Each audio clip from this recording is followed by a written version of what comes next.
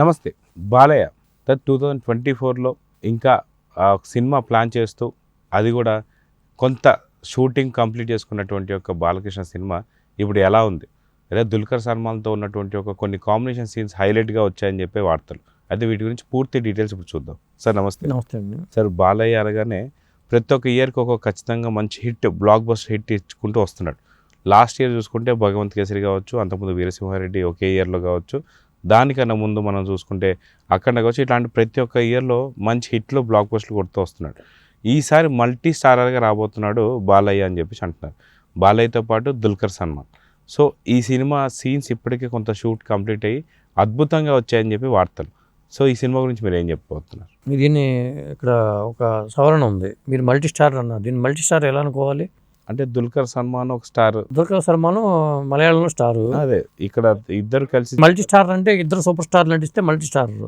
బాలయ్య బాబు, చిరంజీవి, లేకపోతే బాలయ్య బాబు, పవన్ కళ్యాణ్ ఇలా నటిస్తే multi star అనుకోవాలి. కాబట్టి నేను ఇది మల్టీ స్టార్ మూవీ అనుకోవట్లేదు. బాలయ్య మూవీని అనుకుంటున్నా. బాలయ్య బాబీ మూవీ. అంటే 'దుల్కర్ సల్మాన్' ఒక కీ పాత్ర పోషించాడు, కీలక రోల్ అంటున్నారు. అదేంటి తెలియదు మరి. కొన్ని సన్నివేశాలు చిత్రీకరించారంట, అది అద్భుతంగా వచ్చినాయి అంటున్నారు. బహుశా నెగిటివ్ షేడ్ ఉన్న పాత్ర పోషించాడా 'దుల్కర్ సల్మాన్' ఏమిటి అనేది తెలియదు. ఎందుకంటే బాబీ డియోల్ విలన్ అవును ఈ సినిమాలో. మరి మెయిన్ విలన్ బాబీ డియోల్ అయినప్పుడు 'దుల్కర్ సల్మాన్' ఎలాంటి పాత్ర అది? లేదా బాలయ్యకి తమ్ముడుగా చేసాడా? ఏమిటి అనేది మాకు తెలియదు. అయితే బయటకైతే లీకులు అయితే వచ్చినాయి.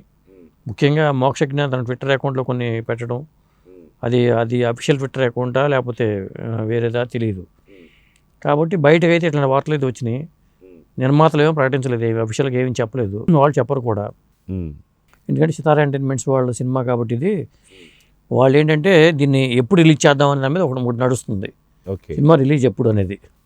అంటే బాలయ్య బాబు రేపు ఫిబ్రవరి 3వ వారంలో ఎన్నికల నోటిఫికేషన్ వచ్చే అవకాశం ఉంది. ఏప్రిల్లో ఎన్నికలు జరుగుతాయి కాబట్టి ఎన్నికల ప్రచారంలో దాదాపు 2 నెలలు ఆయన తలములకలై ఉంటారు. బహుశా ఆయన పోటీ చేస్తారు కాబట్టి ఈలోపు చాలా వరకు షూటింగ్ కంప్లీట్ చేసే పనిలో ఆయన ఉన్నారు. అది ఒకటి. అంటే పెద్ద సినిమాలు దాదాపు కొన్ని వాయిదాలు పడతాయనే సమాచారం అయితే ఉంది. అంటే మనకి ఏమనుకున్న 'దేవర' సినిమా, 'కల్కి' సినిమా, 'గేమ్ చేంజరు' ఇలా ఒక పెద్ద సినిమాలు కొన్ని ఉన్నాయి. శంకర్ సినిమాలు కానీ ఇవన్నీ ఈ వాయిదా పడితే బాలయ్య బాబు ఈ సమ్మర్లో వచ్చేస్తాడు అనేది ఒక టాకు. అంటే సమ్మర్లో వచ్చేయడానికి అనుకోవడానికి సినిమా కంప్లీట్ అవ్వాలి. మరి అవుతుంది, ఎంతవరకు అయ్యింది ఏంటి? ఎలక్షన్లు వస్తే మరి ఆ గ్యాప్ వస్తే అప్పుడు పరిస్థితి ఏంటి? పోస్ట్ ప్రొడక్షన్ ఏమైనా చేసుకుంటారా? టాకీ పార్టీ ఎంతవరకు వచ్చింది? ఇలాంటి అన్ని అంశాలన్నీ ఉంటాయి. కొంతమంది అంటూ ఏంటంటే దసరాకి రాబోతుంది సినిమా అంటున్నారు కొంతమంది. దసరాకి అయితే కాంపిటీషన్ ఎక్కువ ఉంటుంది కాబట్టి సినిమా రిలీజేషన్లో చర్చ నడుస్తుంది. అలాగే కొంతమంది ఏమన్నారంటే దీంట్లో రాజకీయ అంశాలు చాలా ఉన్నాయి, పొలిటికల్ మసాలా అంత ఉంది కాబట్టి ఎన్నికలకు ముందు వస్తే బెటర్ కానీ ఎన్నికల తర్వాత రిలీజ్ చేయటం ఏంటి అని కొంతమంది అంటున్నారు. అంటే అప్పట్లో మరి 1-2 నెలల్లో షూటింగ్ చేసి రిలీజ్ చేసేవాళ్ళు కాబట్టి ఇప్పుడు ఎందుకు చేయలేకపోతున్నారు? ఈ సినిమాని అసలు ఎన్నికలకు ముందే తీసుకురావాల్సిన ప్రయత్నం చేయవచ్చు కదా అని కొంతమంది వాదన. ఇప్పుడు ఎట్లాగో 2 నెలలు టైం ఉంది, ఇంకా అంటే దాదాపు నెల ఉంది. షూటింగ్ పార్ట్ పూర్తి చేసుకుంటే ఆయన డబ్బింగ్ చెప్పేస్తారు, తర్వాత ఎన్నికల్లో పాల్గొంటారు, అది వేరే విషయం. ఇప్పుడు మన పవన్ కళ్యాణ్ ఆ మధ్యన వచ్చి డబ్బింగ్ చెప్పుకోవడం, అక్కడే లోకల్ డబ్బింగ్ చెప్పుకోవడం చేశారు. అలా చేసి కంప్లీట్ చేసుకుంటే మన ఈ సినిమా చనిపోయి దేవుడికి వెళ్తాం ఆ సినిమా అట్లా చేయొచ్చు కదా. ఎన్నికల టైంలో పొలిటికల్ డ్రామా ఉంటే బెటరు, ఇది పొలిటికల్ సబ్జెక్ట్ అన్నారు కాబట్టి అనేవాళ్ళు కొంతమంది ఉన్నారు. ఏదేమైనా సినిమా రిలీజ్కి సంబంధించి క్లారిటీ రాలేదు, సినిమా టైటిల్ సంబంధించి కూడా క్లారిటీ రాలా.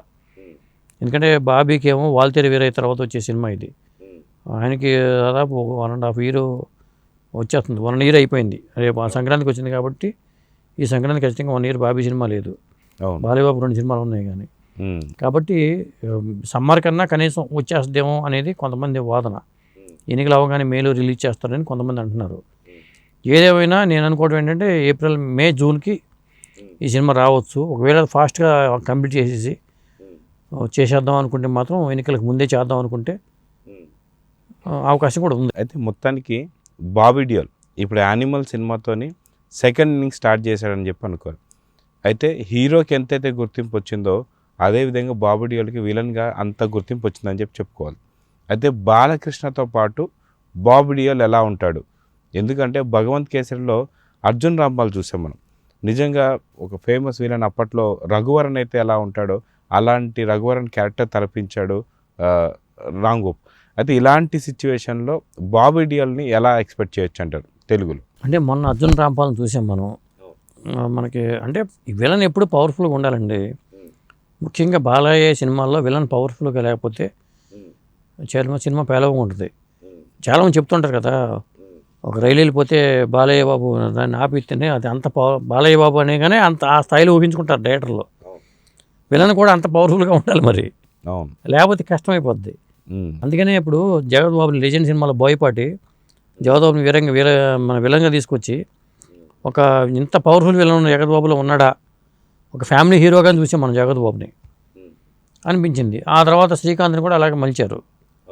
పవర్ఫుల్ విలన్ అయితే ఉండాలి. ఆ విలన్ని ఈసారి మా అర్జున్ రాంపాల్ చూసాం కాబట్టి బాబీ డియోల్తో చూద్దాం. బాబీ డియోల్ కూడా మంచి నటుడు, ధర్మేంద్ర కుమారుడు. వాళ్ళు జనరల్గా హీరోగా చేసిన వాళ్ళు బాలీవుడ్ వాళ్ళు కాబట్టి ఒప్పుకున్నారు, కానీ అదే మన తెలుగు హీరోలు విలన్గా చేయమంటే ఒప్పుకోరు.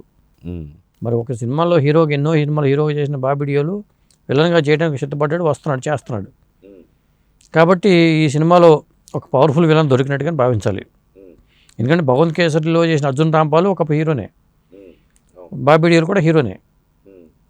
అర్జున్ రాంపాల్ మెప్పించాడు, బాబీ డియోల్ కూడా మెప్పిస్తాడని అనుకుంటాను నేనైతే. సో ఎక్స్పెక్టేషన్స్ ఎలా ఉన్నాయంటారు? ఎలక్షన్స్ ముందు రిలీజ్ అయితే ఒక రకమైన క్రేజ్ వస్తుంది ఈ ప్రాజెక్ట్కి. డిలే అయిన తర్వాత ఏంటంటే నార్మల్గానే ఉంటుంది. ఇప్పుడు ఎన్నికల ముందు వచ్చేసరికి దీంట్లో ఆ మసాలా ఉంది, ఆ ఎన్నికలు ఇది ఉంది, ఇలా ఇది ఉంది, ఈ పొలిటికల్ హీట్ ఉంది, పలానా వాళ్ళ మీద విమర్శలు ఉన్నాయి. ఎందుకంటే అవతల ప్రత్యర్థులేమో సినిమాలతోనే దెబ్బ కొట్టాలని ప్రయత్నం చేస్తున్నారు పార్టీని. అవతల వాళ్ళు రకరకాల వ్యూహం పంతున్నారు, రకరకాల యాత్రలు చేస్తున్నారు. అలాంటప్పుడు మరి టీడీపీ పరంగా కూడా ఒక సినిమా రావాల్సిన అవసరం అయితే ఉంది. ఒకటో రెండో ఒక పెద్ద సినిమా వస్తే ఇంకా బాగుంటుంది. అంటే రాజకీయాల మీద విమర్శనాత్మకమైన సినిమాలు రావట్లేదు ఇప్పుడు.